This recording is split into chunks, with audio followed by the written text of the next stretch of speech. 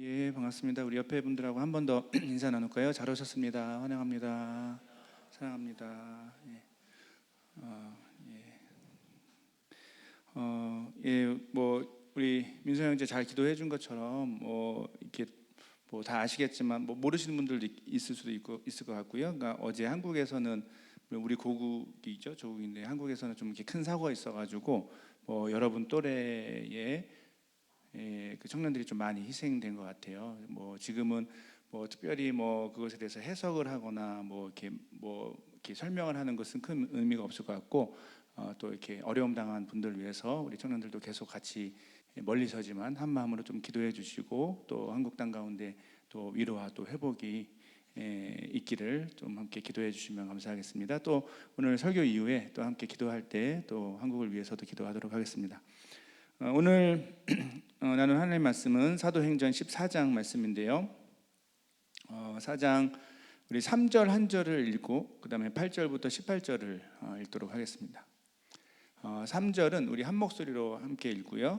8절부터 18절은 번갈아 가면서 교독하도록 하겠습니다. 사도행전 14장 3절은 우리 한 목소리로 읽겠습니다. 시작. 두 사도가 오래 있어 주를 힘입어 담대히 말하니 주께서 그들의 손으로 표적과 기사를 행하게 하여 주사 자기 은혜의 말씀을 증언하시니. 8절부터 18절은 번갈아 가면서 읽고 제가 먼저 읽고 마지막 절은 함께 읽겠습니다. 루스드라에 발을 쓰지 못하는 한 사람이 앉아 있는데 나면서 걷지 못하게 되어 걸어본 적이 없는 자라.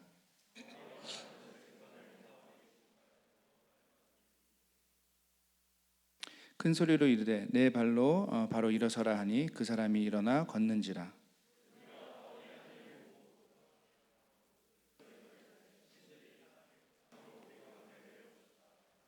바나바는 제우스라 하고 바울은 그 중에 말하는 자이므로 헤르메스라 하더라.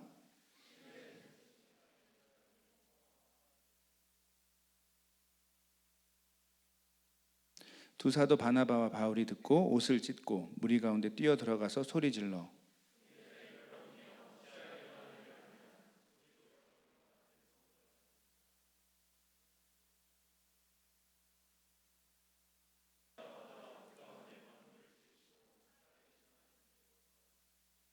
하나님이 지나간 세대에는 모든 민족으로 자기들의 길들을 가게 방임하셨으나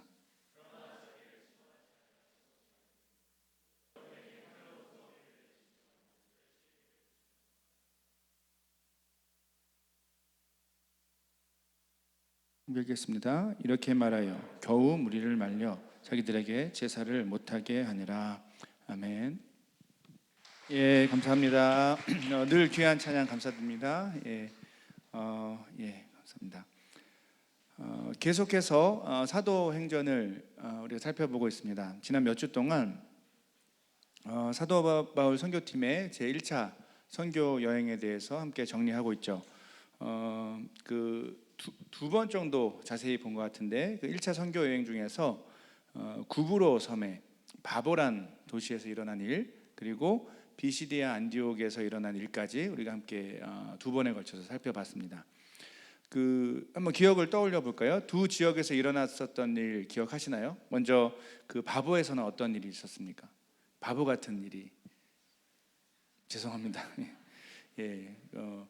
바보에서는 이 구브로 섬에 총독이 있었는데 그 서기오 바울을 두고 사도 바울 선교팀과 마술사 엘루마가 함께 영적 대결을 펼친 일이 있었죠. 자, 이 내용을 기록하면서 누가는 이방인을 위한 선교의 중요한 열매로 이 총독 서기오 바울을 소개했습니다. 이게 조금 계속 이게 좀 뭔가 이렇게 확대되는 느낌이에요. 그러니까 처음에 그렇게 우리 1차 선교 여행에서 어떤 한 사람을 중심으로 일어난 어떤 그 복음 전도의 열매가 소개됐다면 그 다음은 좀 더 커집니다. 그 다음 살펴본 게 우리 지지난주에 봤던 비시디아 안디옥에서 있었던 일이죠. 여기서는 무슨 일이 있었죠? 성경에서 성경은 이 부분에서 특히 사도 바울의 설교를 좀 이게 다른 본문들에 비해서 꽤 자세하게 기록을 하고 있는 것을 볼 수 있습니다. 여기서 있었던 일의 핵심은 사도 바울이 복음을 선포하고 말씀을 가르치는 일이 실제로 많은 이방인의 구원을 이끌었다는 것이죠. 자, 중요한 것은 이렇게 복음과 말씀을 선포하고 가르칠 때 사도 바울 선교팀은 참된 기쁨과 성령 충만을 경험했다는 것입니다. 우리 13장 52절에 그 내용이 나오죠. 제자들은 기쁨과 성령이 충만하니라. 그런데 문제는 이 기쁨과 성령이 누려질 만한 그런 상황은 아니었다라는 것이 우리 지지난주에 함께 나눴던 내용의 포인트입니다. 이 기쁨과 성령 충만은 억울하고 좀 답답하게 느껴질 만한 그런 유대인의 방해들도 그런 유대인들의 공격에도 전혀 막을 수 없었던 그런 종류의 매우 특별한 기쁨과 성령 충만이었다라는 것을 함께 정리했습니다. 자, 이런 일들이 있고 나서 이제 사도 바울 선교팀은 계속해서 선교 여행을 이어가게 되죠. 제가 이제 지도를 준비하지 못했는데 한번 이전에 드렸던 지도를 한번 머릿속에 떠올리시면 좋을 것 같아요.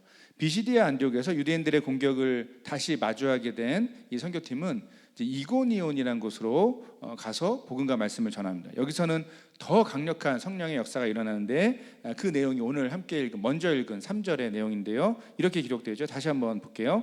두 사도가 이고니온입니다. 이고니온에서 오래 있어 주를 힘입어 담대히 말하니 주께서 그들의 손으로 표적과 기사를 행하게 하여 주사 자기 은혜의 말씀을 증언하시니 이렇게 되어 있습니다. 표적과 기사, 예를 들어 병이 고쳐지는 일들, 그런 것, 이런 일들과 함께 이 복음과 말씀의 선포가 이루어졌다는 것입니다. 자, 이런 표적과 기사는 사도 바울 선교팀이 전하는 이 복음과 말씀의 내용이 진짜구나, 사실이구나라는 것을 증명하는 그런 하나의 방법이 됐다. 주님의 의도하시는 어떤 특별한 방법이 되었다라고 성경은 기록합니다. 자, 근데 안타깝게도 여기서도 또다시 유대인들의 공격이 있었습니다. 자, 이 공격 때문에 선교팀은 또 도망하게 되는데, 그래서 도착한 곳이 바로 이제 오늘 본문의 배경이 되는 루스드라라는 지역입니다. 자, 그렇다면 좀 오늘 주제와 관련된 내용을 이제 루스드라에서 있었던 일을 살펴볼 텐데요. 자, 이 루스드라에서는 사도 바울 선교팀이 어떤 일들을 경험했고, 그 경험이 실제로 우리의 삶과 어떤 관계가 있을까요? 이 루스드라에서는 어떤 점에서 이전에 좀 쉽게 경험할 수 없었던 좀 이렇게 다소 흥미로운 일이 있었습니다. 그 일은 이 방금 전에 이고니온에서 있었던 일을 설명할 때 3절에 나타난 것처럼 짧게 한마디 소개됐죠. 표적과 기사가 이제 이고니온에서부터 나타났다, 이런 얘기 나왔는데, 이 표적과 기사의 구체적인 한 가지 예가 이 루스드라 지역에서 더 자세하게 기록되어 있습니다.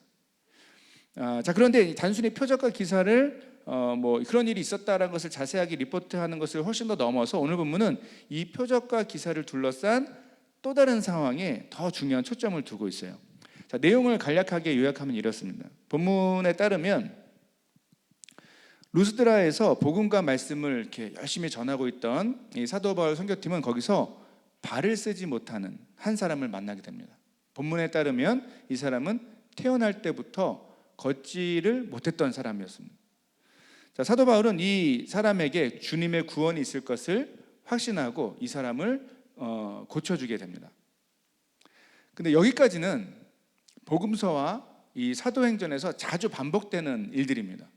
실제로 사도행전, 우리가 이전에 살펴봤던 사도행전 3장 한번 떠올려 보실까요? 3장에서도 이와 비슷한 일이, 거의 같은 일이 기록되어 있습니다. 성전에 올라가던 베드로와 요한이 성전 문 앞에 있었던 나면서 못 걷게 된 사람을 고쳐준 일이 있었죠.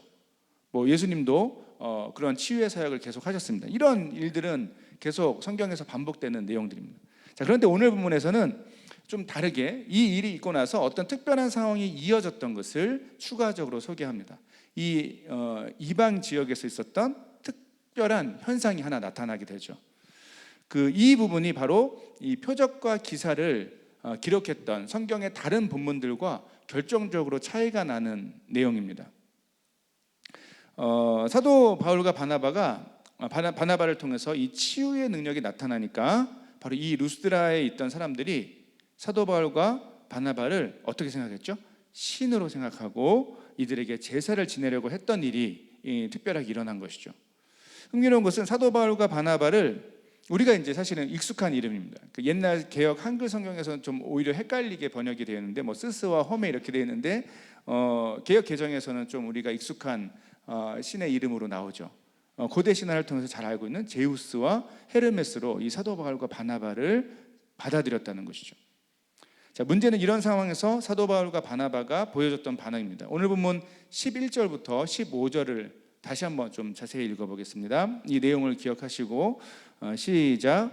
무리가 바울이 한 일을 보고 루가오니아 방언으로 소리질러 이르되 신들이 사람의 형상으로 우리 가운데 내려오셨다 하여 바나바는 제우스라 하고 바울은 그 중에 말하는 자이므로 헤르메스라 하더라.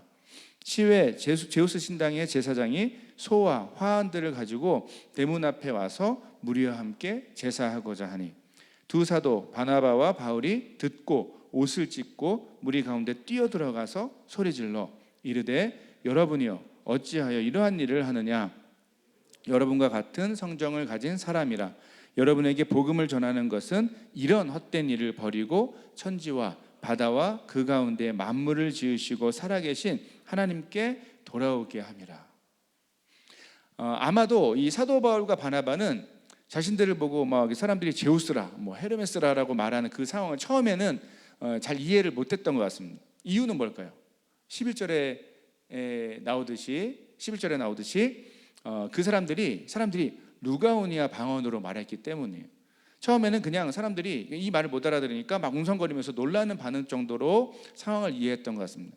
자, 그런데 13절에 기록된 것처럼 이 사람들이 본격적으로 자신들에게 제사를 하려고 준비하는 것을 보고 이제 상황 파악이 된 것 같습니다.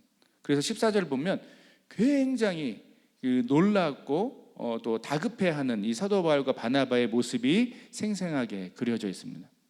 바울과 바나바는 너무 놀라고 당황해서 또 슬픈 마음을 표현하면서 옷을 찢고 무리 가운데 뛰어들어가 소리질러 말했다고 합니다.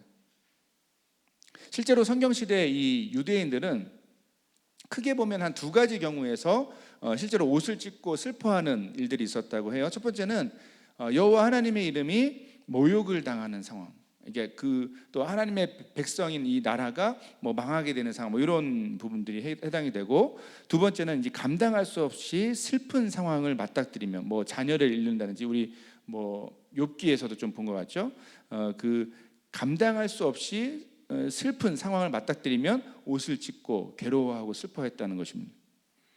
이렇게 극단적으로 자신들의 당황스러운 마음을 표현하고 사도 바울과 바나바는 자신들에게 제사를 지내려고 하는 사람들을 말 그대로 온몸을 다해서 막았던 것입니다.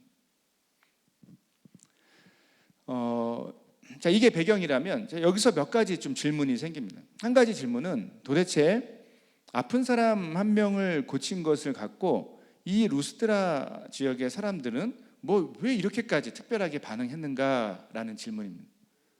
또 다른 질문은 이 루스드라 사람들의 과도한 반응도 이해가 안 가지만 사도 바울과 바나바도 뭐 그렇게까지 또 놀라고 당황스러워하면서 슬퍼하기까지 했는가라는 질문입니다. 한 사람이 치유되는 일은 당연히 놀랄 만한 일입니다. 하지만 이 일을 둘러싸고 이 한 번의 사건으로 너무 과도하게 칭찬하고 막 사람을 신격화하는 루스드라 사람들도 이해가 안 가고, 또 동시에 이런 반응에 대해서 막 기절할 듯이 놀라면서 이 자신들에게 주는 어떤 의미에서는 칭찬, 뭐 찬사를 과도하게 또 거절해하는 그 사도 바울과 바나바도 좀 너무한 것이 아닌가라는 생각을 하게 됩니다. 오히려 이런 생각도 해볼 수 있죠. 영향력이라고 하는데 사람들 누구나 영향력을 발휘하고 싶죠. 자연스럽게 그 영향력이 생긴 거 아닌가요? 뭐 사람들이 자신들에게 주는 관심과 칭찬을 잘 오히려 활용해서 당장은 좀 그 마음을 뭐 이렇게 거칠게 표현하지 않고 그 사람들의 마음을 잘 얻고 나서 뭐 그리고 나서 그게 아니었다, 뭐 예를 들면 이 사람들에게 복음을 잘 설명하는 일이나 뭐 가르치는 일들을 해도 되지 않았을까라는 생각을 하게 됩니다. 과연 걷지 못하는 한 사람의 치유를 둘러싸고 어떤 점에서 성경에서 자주 반복되는 이 기적의 일인데, 이 치유를 둘러싼 이런 좀 복잡한 반응들을 오늘 본문이 좀 우리에게 자세하게 설명하는 이유는 무엇이었을까요? 우리가 이 두 가지 좀 다른 종류의 궁금증을 동시에 해결하기 위해서는 모든 인간이 갖고 있는 뿌리 깊은 욕심에 대한, 갈망에 대한 이해가 필요합니다. 그 욕심은 바로 눈에 보이지 않는 하나님의 존재와 하나님의 사역을 인간들은 항상 눈에 보이는 어떤 사람이나 특별한 결과물을 통해서 이해하고 싶은 마음이, 그런 갈망이 있다는 점입니다. 이런 인간의 마음을 성경의 표현으로 가장 흔하게 들을 수 있는 게 있죠. 뭐죠? 우상이란 단어를 갖고 이런 상황을 좀 설명해 볼 수 있습니다. 우상이란 것의 기본적인 뜻은, 우상이란 단어 자체는 굉장히 기독교적인 성경적인 용어죠. 뭐냐면 하나님이 아닌 다른 신들을 가리킵니다. 핵심은 하나님밖에 신이 없기 때문에 다른 신들은 존재하지 않은 가짜 신들을 가리키는 것이죠. 이게 우상의 기본적인 의미인데, 그런데 성경의 그 컨텍스트에서 좀 더 현실적인 우리의 삶의 좀 실제적인 의미에서 보면, 우리가 우상이라고 할 때 거기에는 이런 느낌이 또 스며들어 있습니다. 자신이 생각하는 어떤 신의 존재를, 눈에 보이는 어떤 물체로 만들어서 그 신의 존재를 좀 더 가까이 느끼고 싶어하는 마음, 아니면 그 신을 내가 컨트롤하고 싶은 마음, 이런 마음을, 또 이런 인간의 잘못된 반응을 우상이란 단어로 표현할 수도 있습니다. 이해하시죠? 이 사실을 오늘 본문의 상황에 적용하면 이렇게 한번 생각해 볼 수 있어요. 본문에서 루스드라 사람들의 과도한 반응은 신을 자신들의 곁에 두고 자신들이 원하는 그 대단한 일들을 좀 가까이서 계속 보고 싶은 우상 숭배의 마음을 분명하게 보여줍니다. 우리가 주목해야 할 것은 이들의 반응에는 자신들이 믿고 있는 그 신에 대한 인격적인 이해가 전혀 없었습니다. 여기서 인격적인 이해라는 것은 자신들이 믿고 있는, 예를 들면 본문 상황으로는 제우스와 헤르메스가 어떤 존재이고 어떤 성품을, 어떤 캐릭터를 갖고 있는지, 그 내용들을 시간을 갖고 관계 속에서 소통하고 배우거나 함께 나눈 적이 전혀 없는 상태를 가리킵니다. 이런 게 없이 신으로 섬기는 상태죠.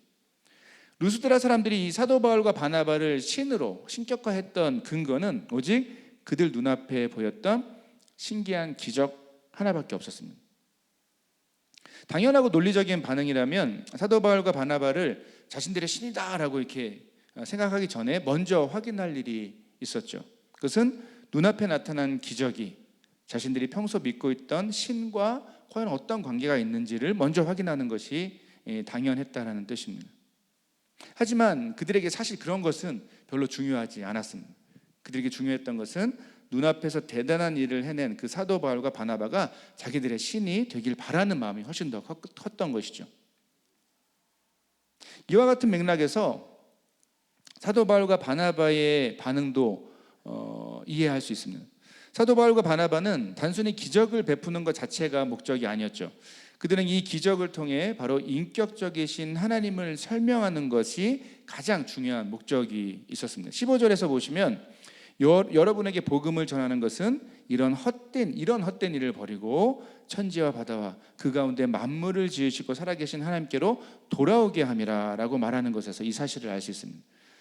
이 내용은 설교 시작 부분에서 읽은 3절 부분하고도 본문하고도 연결돼요. 그러니까 이 3절이 실제로 14장의 이 모든 사건을 묶어내는 굉장히 중요한 기능을 합니다. 두 사도가 오래 있어 주를 힘입어 담대히 말하니 그들의 손으로 표적과 기사를 행하게 하여 주사, 그 다음에 자기 은혜의 말씀을 어떻게 해요? 증언하시니.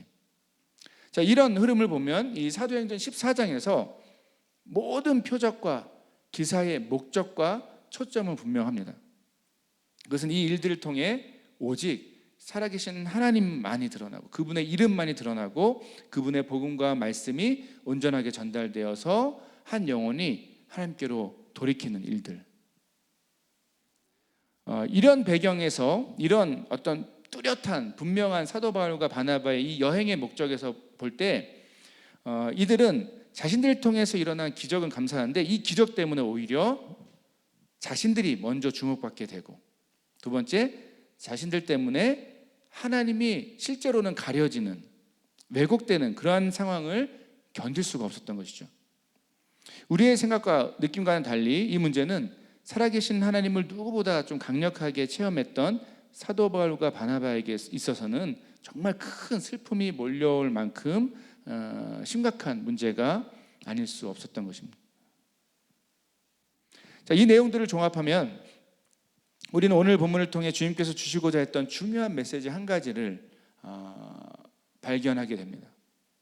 그 메시지는 바로 사람들은 하나님보다, 인격적인 하나님, 그 하나님의 존재보다, 그분의 성품보다 눈앞에 보이는 특별한 기적과 놀라운 어떤 결과물에 늘 항상 더 많은 관심을 갖지만, 그런데 하나님 백성 그리스도인들의 삶은 어디를 향합니까? 오직 철저하게 하나님의 존재와 그분의 성품을 드러내는데 사용되어야만 한다는 것이 바로 오늘 본문의 중요한 메시지가 될 수 있습니다. 여러분, 실제로 우리 모두는 오늘 본문과 같은 상황을 의외로 자주 삶 속에서 경험합니다.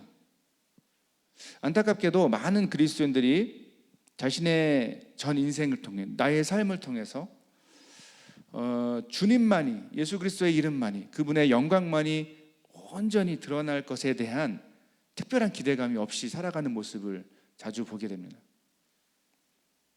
그게 내 일이라고 생각하지 않는 것이죠. 그게 내 삶의 소명이라고 여기지 않는 것이죠. 대신 오히려 거꾸로의 반응, 방금 오늘 본문에서 보면 이 루스드라 사람들의 반응이 훨씬 더 가깝습니다. 자신의 삶의 문제들 가운데 늘 하나님이 함께 하셔서 특별하고 놀라운 기적의 일들, 복된 일들이, 평안한 일들만 가득하기를 항상 바라며 살아가는 것이 우리의 모습입니다. 교회 공동체의 사역도 마찬가지죠. 이 시대 많은 교회 공동체가 자신들의 존재와 사역의 의미를 눈에 보이는 숫자와 특별한 결과물들에서 찾으려고 애를 쓰는 모습이 있습니다. 그러다가 이런 현상이 나타나죠. 때론 교회 공동체가 하는 대단한 사역들만 남게 되고, 이벤트들만 남게 되고, 놀랍게도 하나님은 그 거대하고 활발한 교회 공동체의 능력 뒤에 가려지는 모습도 자주 보게 됩니다. 오늘 말씀을 보면서 이제 제가 목회자로서 저는 좀 이렇게 이제 제가 목회자이기 때문에 더 이렇게 예민할 수 있는데, 정말 이제 좀 예민하고 가슴 아픈 이 시대 한국 교회 상황을 떠올리지 않을 수 없었습니다. 지금 제 생각에는 뭐 이게 좀 죄송해요, 여러분에게는, 여기 있는 청년들 대부분에게는 관심이 없는 TMI가 될 수 있을 텐데, 그래도 제가 설교를 준비하면서 우리의 삶을 통해서, 우리의 사역을 통해서 하나님의 이름만이, 하나님의 영광만이 드러나야 된다라는 이 중요한 메시지를 다시 한번 떠올리면서 이렇게 마음의 무거움을 좀 이렇게 감출 수가 없었습니다. 한국 교회의 모습을 보면서 그런 마음을 품게 됐다라는 뜻입니다. 여러분 모두 잘 알다시피 한국 교회가 지금 뭐 아무리 어렵다고 해도 사실 지난 시간 동안 한국 교회를 통해서 하나님이 이루신 일들은 정말 대단합니다. 그래서 무시할 수가 없습니다. 정말 귀하고 감사한 일이죠. 전 세계에서 케이스를 찾을 수 없을 정도로 기적과 같은, 말 그대로 기적과 같은 성장을 한국 교회가 경험했습니다. 이런 한국 교회의 성장은 당연히 감사한 일이죠. 하지만 그럼에도 불구하고 이제 우리가 인정할 수밖에 없는 부정적인 우리의 상황이 있습니다.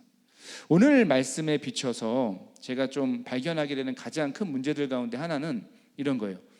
사회적 영향력을 가질 정도로 이 교회 밖의 사람들이 교회 사람들을 이렇게 두려워하거나 뭔가 눈치를 볼 정도로 그렇게 커져버린 그 한국 교회가 이게 막 커지다가 어느 순간에는 이제는 하나님보다 더 커진 것처럼 느껴질 때가 많다는 것입니다.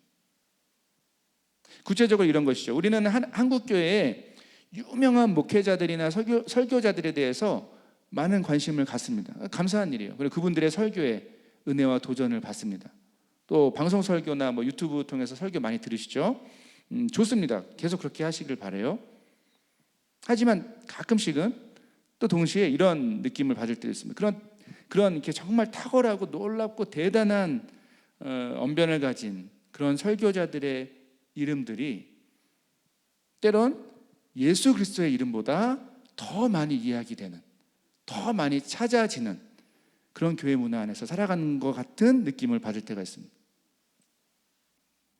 우리는 상상할 수 없을 정도의 어마어마한 돈을 들여서 놀랄 만큼 거대하고 화려한 예배당을 짓고 그 안에서 찬양하고 예배하는 많은 교회들을 봅니다. 하지만 이런 느낌도 있습니다. 때로는 그 엄청나게 화려한, 눈이 부실 정도로 화려한 예배당의 조명이 주님의 영광을 못 보게 할 정도로 밝게 느껴지기도 합니다. 아니면 전문적인 찬양팀의 연주와 최고의 음향이 너무 듣기 좋고 탁월해서 우리 한 사람 한 사람에게 세밀하게 말씀하시고 주시는 그 주님의 음성보다 그 탁월한 찬양과 음악에 우리의 관심이, 우리의 마음이 더 집중되는 그런 경험을 하기도 합니다. 주님의 이름을 전하겠다고 시작했던 대단한 사역들이 때론 어떤 특정한 교회의 존재감만 드러내고 주님은 결국 온데간데 없는 이벤트들로 남을 때도 있습니다. 자, 더 안타까운 것은 이런 거대하고 화려하고 활발한 사역들을 통해서 우리 교회가 한번 좀 더 존재감 있는, 이 세상 가운데 더 존재감 있는 그런 교회가 되려고 마치 경쟁하듯이 애를 쓰는 그런 교회의 모습을 보기도 합니다. 여러분에게는 좀 TMI 내용일 수도 있는데 우리의 현실이기도 하고 특별히 청년들이기 때문에 여러분 좀 이렇게 잘 걸러서 들으셨으면 좋겠습니다. 물론 제가 너무 부정적인 부분에 주목했을 수도 있습니다. 하지만 이 모든 판단의 중심에는 단 한 가지 기준이 있습니다. 여러분, 우리 각자의 삶, 이것은 교회 공동체의 사역만 얘기하는 게 아니에요. 여러분, 우리 모두의 각자의 삶도 포함되고 있습니다. 우리 각자의 삶, 그리고 우리 교회 공동체의 사역에 있어서 결국 주님의 이름이 온전히 드러나지 않고 나의 이름과 우리가 한 일, 혹은 우리 교회 공동체의 이름이나 우리가 남긴 숫자, 통계만 있게 된다면 여러분, 우리는 하나님의 이름으로 어쩌면 우리 안의 욕심을 채우는 일을 한 것일 수도 있습니다. 이것을 판단하고 분별할 수 있는 기준은 무엇일까요? 그것은 이렇게 한번 상상해 보시면 좋을 것 같아요. 지금 이 순간을 바라보시면 안 되고 우리의 삶을 살아가고 우리가 행하는 모든 사역들이 지나고 나서 어느 정도 시간이 흐른 후에 과연 우리가 지나간 그 자리에 정말 무엇이 남았는지를, 어떤 회복이 있었는지를 잘 돌아보면 됩니다. 만약 아무리 어렵고 힘든 삶과 사역이라도 우리가 지나간 자리에 우리의 이름과 우리의 영광은 사라지고 주님의 이름만이 남고 또 소중하게 변화된 한 영혼이 바로 우리를 통해서, 우리가 지나가 버린 그 자리 가운데서 우리를 통해서 예수 그리스도를 알고 그 은혜 안에서 계속 자라나는 일이 지속되고 있다라면 우리는 제대로 된 길을 걸은 것입니다. 그 숫자와 양이 많지 않아도 괜찮습니다. 우리는 제대로 된 길을 걸은 것이죠.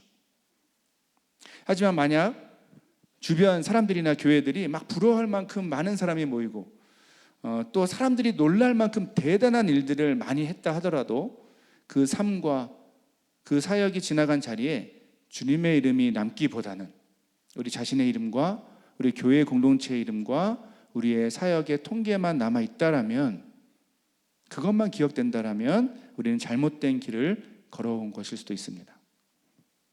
특히 이제 청년 1, 2부, 우리 토론토 인근에서 그래도 활발하게 모이는 청년부들 가운데 몇 교회들 가운데 하나죠. 그렇기 때문에 더 우리는 조심하고 더 경계해야 될 어떤 삶의 사역의 그 지점에 있다라고 저는 생각합니다. 교회 공동체만이 아니라 우리 개개인의 삶도 마찬가지입니다. 사랑하는 여러분, 오늘 말씀을 통해 다시 한번 우리는 우리 삶의 흔적을 좀 돌아보고 우리가 앞으로 나아가야 할 바른 길을 바라봐야 합니다. 우리 개인과 공동체가 이제는 좀 새로운 전환점에 들어서야 합니다. 어떤 점에서, 그런 점에서는 팬데믹이 우리가 좀 쉬어가면서 우리의 삶의 지점을, 우리가 나아가야 될 길을 한번 어쩔 수 없이 점검할 수 있게 된 좋은 기회라고 생각합니다. 앞으로의 우리의 삶을 통해서, 우리 공동체가 함께하는 사역을 통해서 우리 자신과 우리 교회 공동체의 이름은 결국엔 사라지고 오직 주님의 이름과 그분의 영광만이 남아야 합니다. 우리를 통해 이뤄진 특별한 일들을 막 자랑하고 기뻐하기보다 그 특별한 일들을 통해서 소중한 한 영혼이 어떤 변화를 경험하고 있는지에 더욱 주목해야 합니다. 사랑하는 여러분, 여러분의 삶에서 주님의 이름을 걸고 대단한 일들을 이루려고 애쓰기보다는 그냥 나한테 큰 일을 허락하십시오라고, 그렇게 해주십시오, 날 사용하십시오라고 계속 부르짖기보다는 여러분이 지금 섬기고 있는 그 작은 일을, 여러분이 생각할 때 그 작은 일이라도 그 일을 통해 주님의 이름이 남게 되면 만족하고 기뻐하는 그런 믿음을 여러분 갖기를 간절히 바랍니다. 여러분의 삶을 통해 얼마나 복음의 진리가 잘 드러나고 있는지 항상 예민하게 바라보시길 부탁드려요. 복음의 진리 안에서 다른 이들을 겸손히 사랑하고 섬기는 가운데 주님께서 여러분의 주변의 삶을, 가장 가까운 주변의 삶을 얼마나 아름답게 회복하고 계시는지에 그것에 훨씬 더 집중하는 청년들이 되길 바랍니다. 우리 교회 공동체가 얼마나 대단하고 많은 이벤트를 성공적으로 공격적으로 해내느냐에 집중하는 것이 아니라 오랜 기다림 속에서, 그 오랜 기다림 속에서도 주님께서 이뤄가고 계시는 우리가 볼 때 더디어 보이는 그렇지만 그 완전하고 온전한 일들을 바라보면서 만족하고 기뻐하고 그 사실 때문에 주님의 이름으로 우리가 함께 서로를 격려하고 사랑하고 섬기는 그런 공동체가 되어야 할 줄로 믿습니다. 말씀을 맺겠습니다. 사랑하는 여러분, 오늘 말씀을 통해 우리 삶 그리고 우리 사역이 다시 한번 그 예수 그리스도의 이름, 그분의 흔적만으로 가득 채워지는 역사가 회복되길 소원합니다. 그렇게 다시 한번 주님의 이름만을 소중히 여기고 최고로 여기는 우리를 통해서 성령의 역사가 아름답게 계속해서 우리 삶에 또 우리 사역에 나타나게 될 줄로 믿습니다. 함께 찬양하고 기도하겠습니다.